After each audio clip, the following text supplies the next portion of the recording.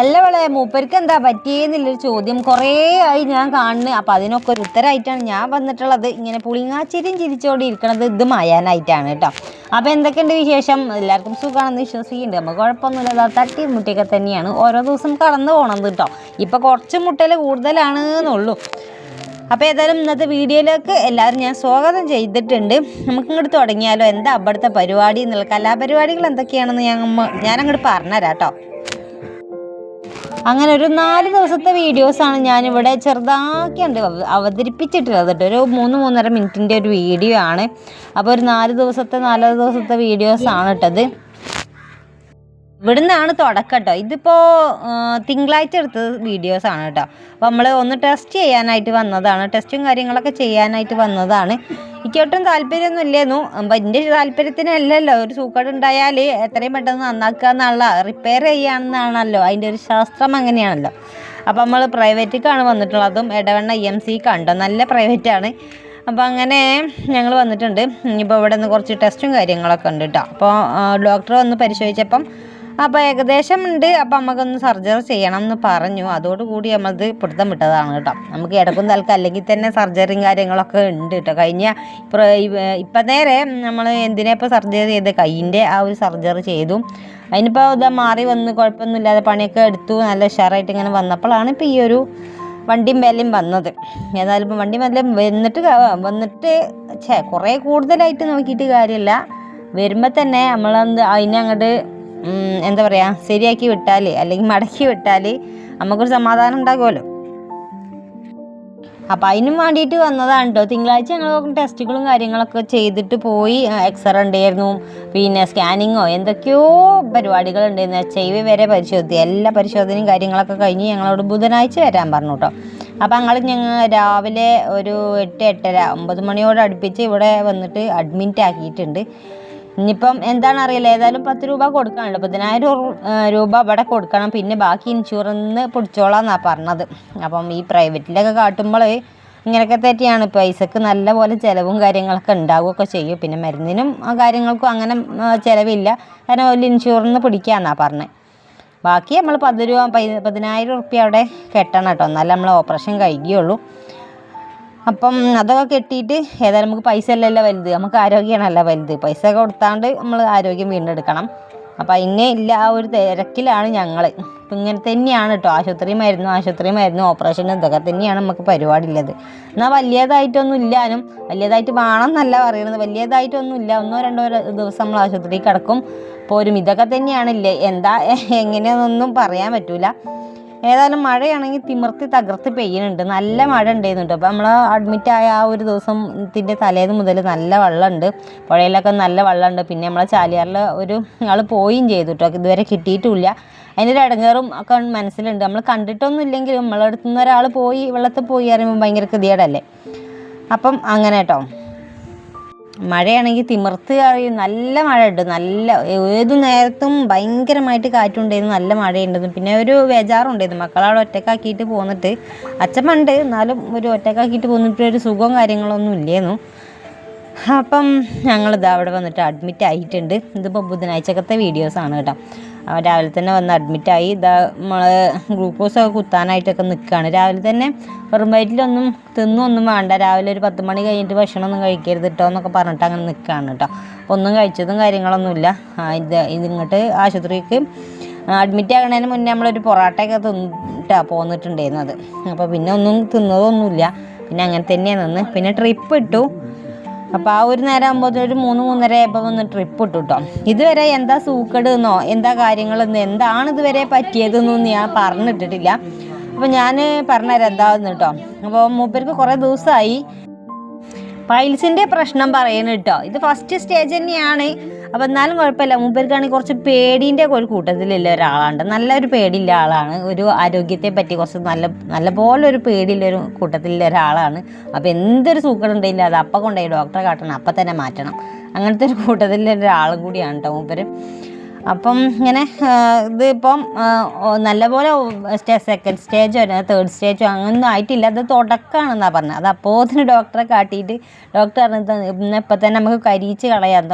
നല്ലപോലെ കൂടുമ്പോക്കിന് അകപ്പാടൊന്ന് എന്താ പറയുക വഷളാകുമ്പോഴത്തേന് നമുക്കൊന്ന് സർജറി ചെയ്യാം, അങ്ങനെയാണ് വന്നിട്ടുള്ളത്. അപ്പോൾ നമ്മൾ വന്നിട്ടുള്ളത് പൈൽസിൻ്റെ സർജറിക്ക് വേണ്ടിയിട്ടാണ്.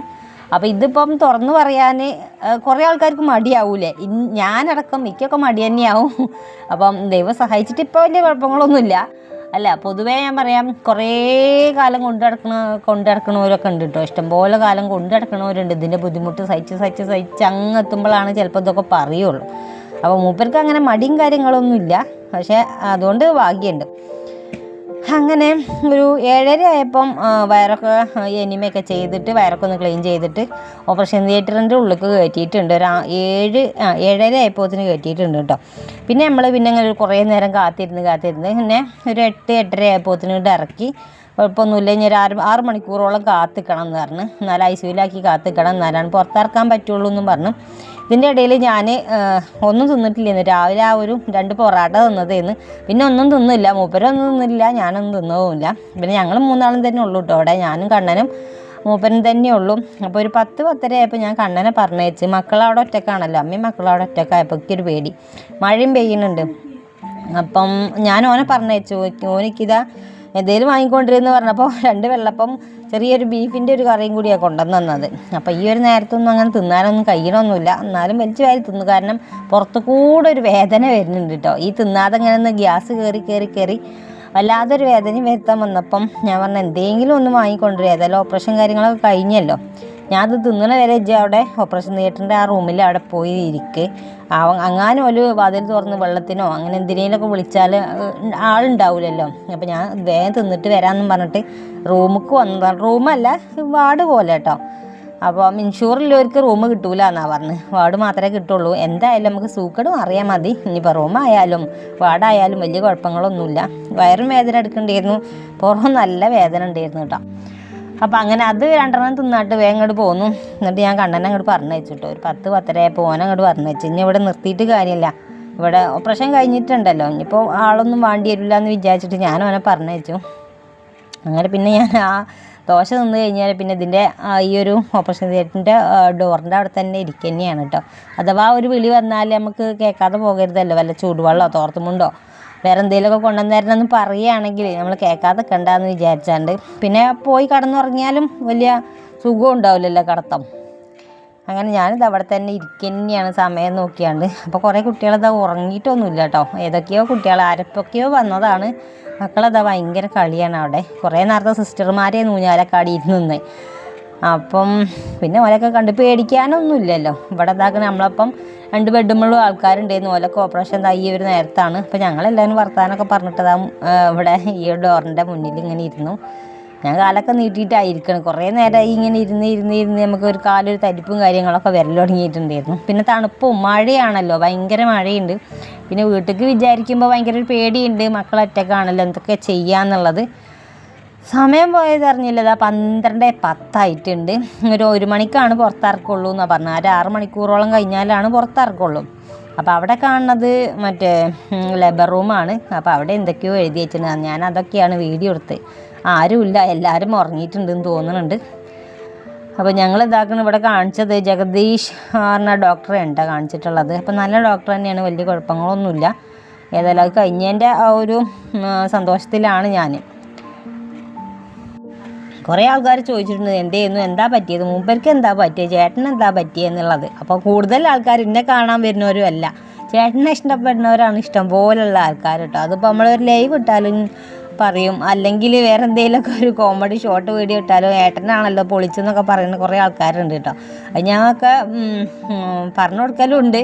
പിന്നെ കാണാനല്ല, നിങ്ങളെ കാണാനാണ് കുറച്ച് കൂടുതൽ ആൾക്കാർ ഇവിടെ ഉള്ളത് എന്നുള്ളത്.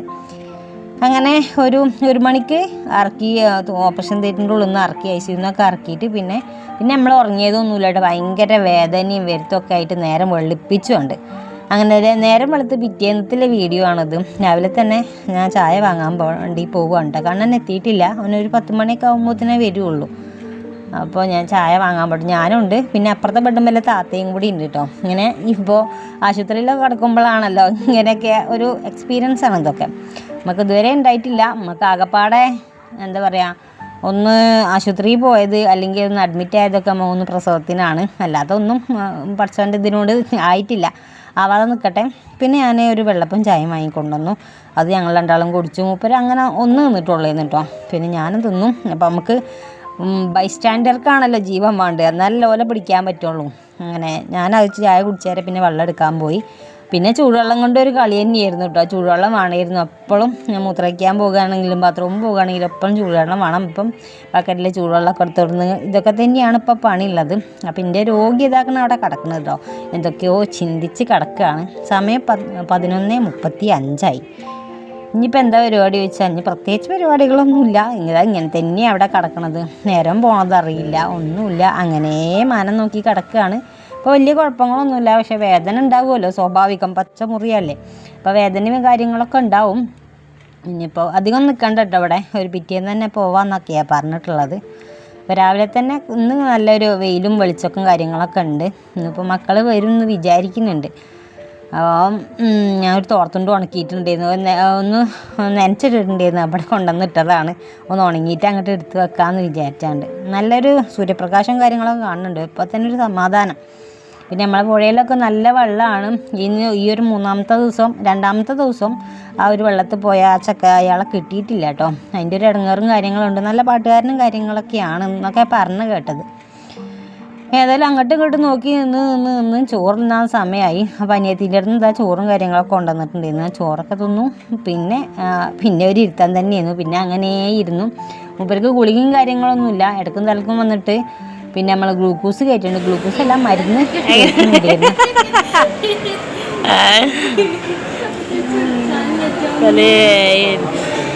വെള്ളം കുറച്ച് നേരം നടന്നാൽ മതി, കുഴപ്പമില്ല. നേരം ഇത് ഗർഭിണികളെ നടത്തുന്നവർക്കാണ്.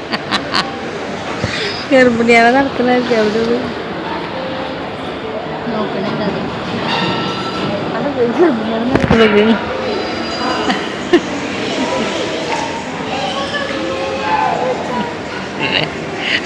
നടന്നിറങ്ങി മറ്റുള്ളൂ. അതേ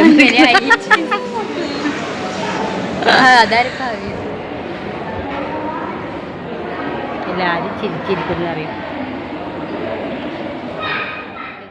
പിറ്റേന്നൊരു വൈകുന്നേരമായപ്പോൾ നമ്മൾ ഡിസ്ചാർജ് ആയിട്ട് അധികം നിൽക്കൊന്നും വേണ്ട. പിന്നെ നമ്മൾ ശ്രദ്ധിക്കുന്ന പോലെ തന്നെ അങ്ങനെ ശ്രദ്ധിച്ചാൽ മതി. ചൂടുവെള്ളത്തിൽ ഇരിക്കലും അങ്ങനത്തെ കുറച്ച് പരിപാടികൾ പറഞ്ഞിട്ടുണ്ടായിരുന്നു. അതാണുള്ളത്. അങ്ങനെ ഇനിയിപ്പോൾ അടുത്ത വീഡിയോയിലൊക്കെ ഇങ്ങനെ കാണാം. പിന്നെ മുന്നേ കുറേ വീഡിയോ എടുത്ത് വെച്ചിട്ടുണ്ട്. അതൊക്കെ ആയിട്ട് ഞാൻ വരണ്ട കേട്ടോ. അപ്പോൾ ആശുപത്രി കേസ് അങ്ങനെ കഴിഞ്ഞു. ഇക്കല്ല ആശുപത്രി കേസ് ഇതാ കഴിഞ്ഞിട്ടുണ്ട്. അപ്പോൾ വീട്ടിൽ വന്നപ്പോൾ ഒരുപാട് പണികളുണ്ട്. അതൊക്കെ എടുത്തിട്ട് വേണം ഒന്ന് കടന്നിറങ്ങാനായിട്ട്. ഏതായാലും ഇന്നത്തെ വീഡിയോ ഇഷ്ടമായിട്ടുണ്ടെങ്കിൽ ഒന്ന് സപ്പോർട്ട് ചെയ്തോളി.